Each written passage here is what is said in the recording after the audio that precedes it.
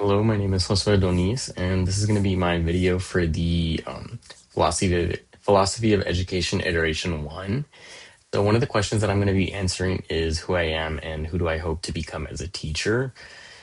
I hope to become somebody who can truly understand their students and make connections with them and be able to approach every student that comes into my classroom without bias and really take the time to get to understand them and get to know their story, what kind of cultural background they come from, and just really learn more about them so I can better support them as we continue the academic year.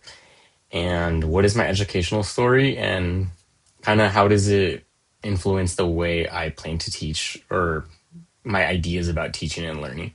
So I always tell people that in for one of the reasons that I actually am entering the education field is because I felt as though where kids are usually defined as English kids or math kids, which is something they hear a lot, like you're either better at one or the other, is typically around middle school. And that's actually where I had a lot of trouble with math.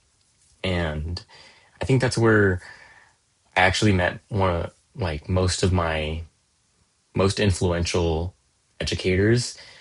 I had really good educators and they really took the time to get to know me and took time to work with me and understand how to help me better rather than taking such a generalized approach. They really took the time to understand me and talk to me first before deciding to approach material, which is something that I want to do.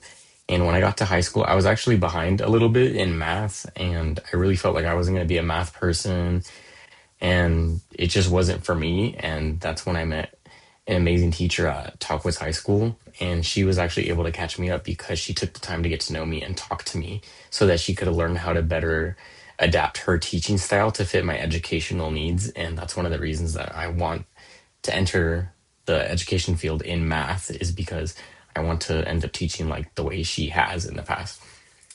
And to me, what is the purpose of school? The purpose of school is not just to memorize certain formulas or to try to get the highest state scores in a certain school. I don't think that it's necessarily trying to improve in an SAT score for majority of like the 4 years. I don't think that's what the purpose of school is. I think the purpose of school is to develop lifelong skills like critical thinking, analytical skills, being able to read and make sense of passages, stuff like that, and being able to look at things both arithmetically and in theory when it comes to math. I think those are some things that I would define as the purpose of school. And what role does school and education play for an individual and for society? We all go through school and education, whether it be homeschooling, whether it be public or private schooling. We all go through some like type of education system, and I think it's very broad for everybody. Many people have positive experiences, many people have negative experiences.